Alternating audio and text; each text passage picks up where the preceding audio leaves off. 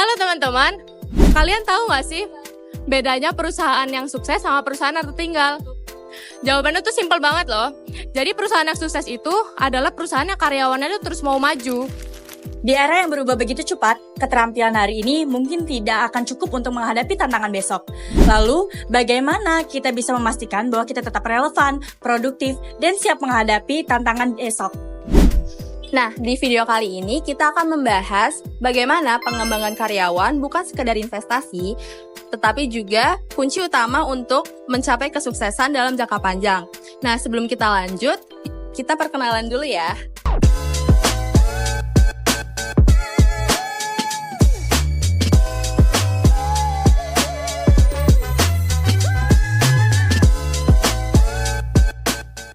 Topik pertama yang akan kita bahas yaitu pengembangan dan pelatihan.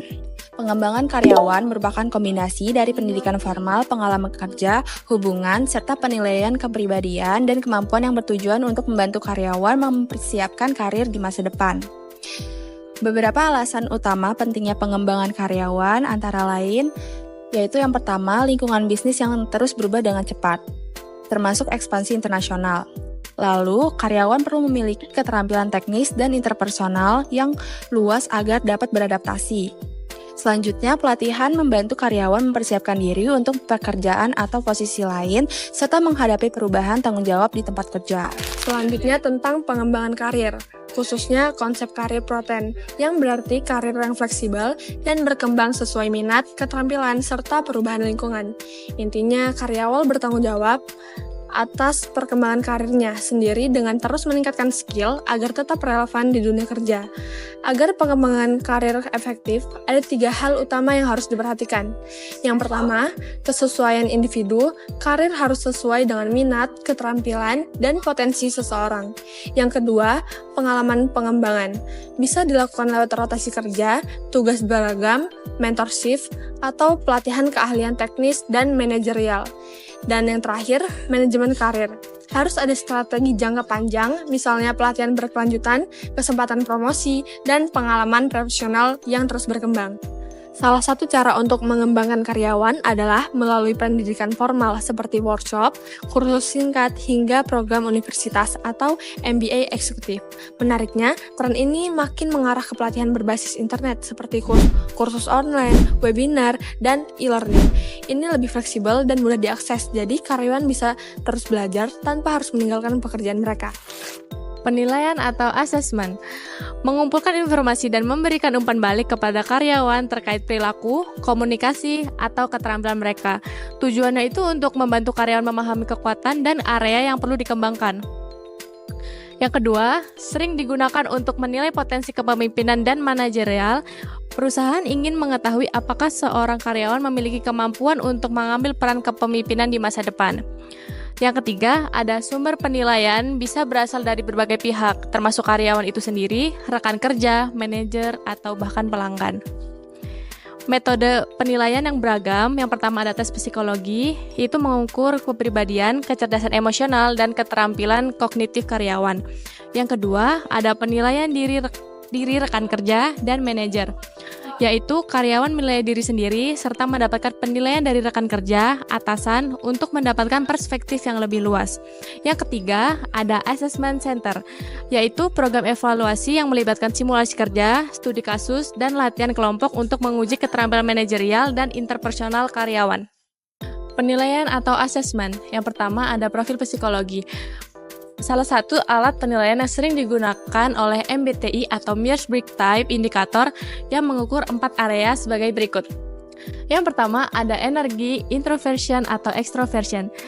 Hal ini untuk mengukur kecenderungan seseorang untuk mendapatkan energi dari diri sendiri yang disebut introvert atau dari interaksi dengan orang lain yang disebut dengan extrovert.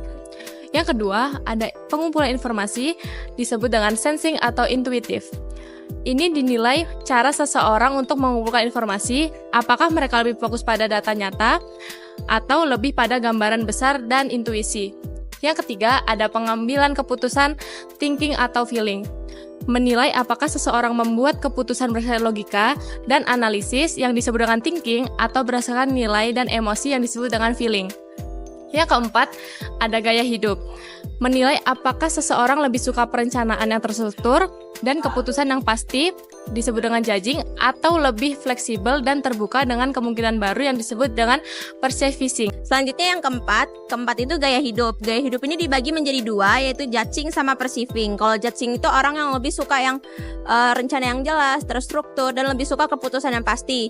Mereka ini lebih nyaman dengan aturan dan jadwal yang teratur. Kalau perceiving ini, orang dengan tipe ini tuh lebih suka yang fleksibel, terbuka dengan perubahan, dan suka mengeksplorasi berbagai kemungkinan. Dan mereka ini lebih nyaman dengan situasi yang bisa berubah-ubah. Selanjutnya, manfaat MBTI untuk organisasi. Manfaat MBTI ini ada komunikasi, motivasi, kerja tim, gaya kerja, dan kepemimpinan. Selanjutnya, assessment center. Assessment center ini biasanya dilakukan di luar kantor untuk menciptakan lingkungan yang lebih netral. Tujuan utamanya itu untuk menilai apakah karyawan ini memiliki karakteristik kepribadian, keterampilan administratif, dan keterampilan interpersonal yang dibutuhkan untuk posisi manajerial atau untuk bekerja dalam tim. Jenis kegiatan dalam assessment center ini ada: 1. Diskusi kelompok tanpa pemimpin. 2. Pertanyaan wawancara.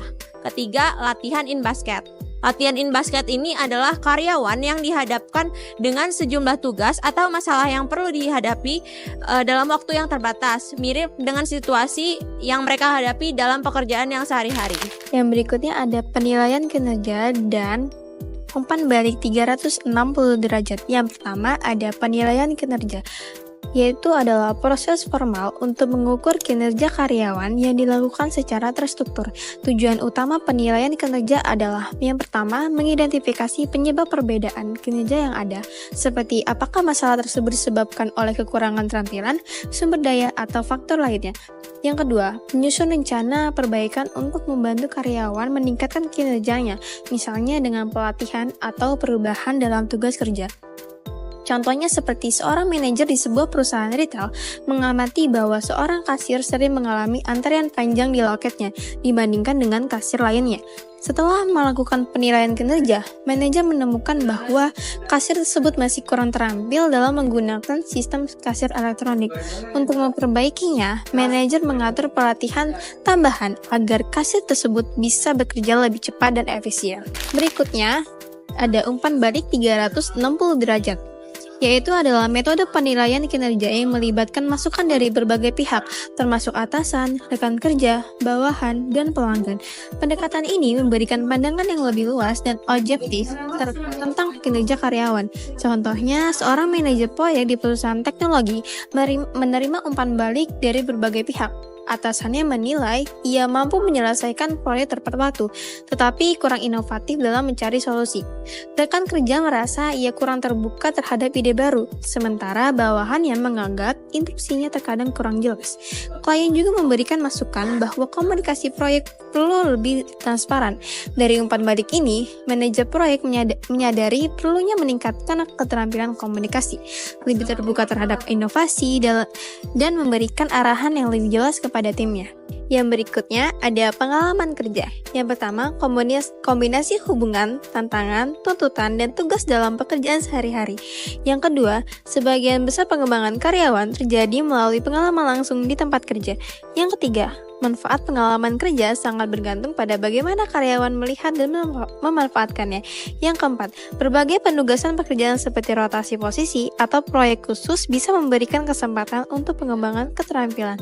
Jenis penugasan pekerjaan. Yang pertama itu ada job enlargement, menambah tugas untuk mengembangkan keterampilan karyawan. Yang kedua ada job rotation, memindahkan karyawan ke berbagai posisi untuk pengalaman lebih luas. Yang ketiga, transfer, promosi, dan pindah ke posisi bawah. Perpindahan karyawan ke posisi yang lebih tinggi, rendah, atau setara. Penugasan sementara dengan organisasi lain, memberi kesempatan kerja di organisasi lain untuk memperluas wawasan. Yang kelima ada externship, penugasan di luar perusahaan untuk belajar langsung dari organisasi lain. Yang keenam ada sabbatical, cuti panjang untuk mengembangkan pribadi atau profesional. Kemudian ada hubungan antar pribadi. Karyawan dapat belajar dan berkembang melalui interaksi dengan anggota yang lebih berpengalaman. Yang pertama itu ada mentor. Karyawan senior membimbing junior, protege. Ada juga reverse mentoring di mana junior membimbing senior. Yang kedua itu ada coach, rekan kerja atau manajer yang membantu, memotivasi, dan memberi umpan balik. Sistem untuk manajemen karir. Ada pengumpulan data, biasanya bertujuan untuk memberikan informasi kepada karyawan tentang diri sendiri. Terus alat untuk penilaiannya itu contohnya kayak Strong, Campbell Interest Inventory, dan Self-Directed Search digunain untuk membantu karyawan mengetahui minat dan kekuatan mereka. Terus ada umpan balik atau feedback. Karyawan menerima informasi mengenai keterampilan dan pengetahuan mereka, serta bagaimana hal itu sesuai dengan rencana organisasi. Tanggung jawab organisasi adalah untuk mengkomunikasikan penilaian kinerja dan peluang yang tersedia bagi karyawan, mengingat rencana jangka panjang organisasi. Lalu ada tantangan terkait pengembangan. Perencanaan sukses itu memastikan talenta kritis tersedia ketika dibutuhkan. Lalu memberikan pengalaman pengembangan yang harus dijalani oleh manajer untuk mempersiapkan mereka mengisi posisi penting. Terus manajer senior secara rutin meninjau talenta kepemimpinan untuk memastikan kesiapan mereka dalam mengambil posisi penting. Lalu membantu menarik dan mempertahankan karyawan manajerial yang berkualitas. Lalu ada manajer yang tidak fungsional. Manajer yang dapat berperilaku toksik seperti kesulitan bekerja sama sebagai tim, arogan, kepemampuan manajemen yang konflik yang buruk, lalu kesulitan beradaptasi dengan perubahan. Perilaku-perilaku ini dapat menghambat kinerja tim dan organisasi secara keseluruhan. Nah teman-teman, itu tadi video yang udah kita sampaikan. Jangan lupa like, comment, and subscribe.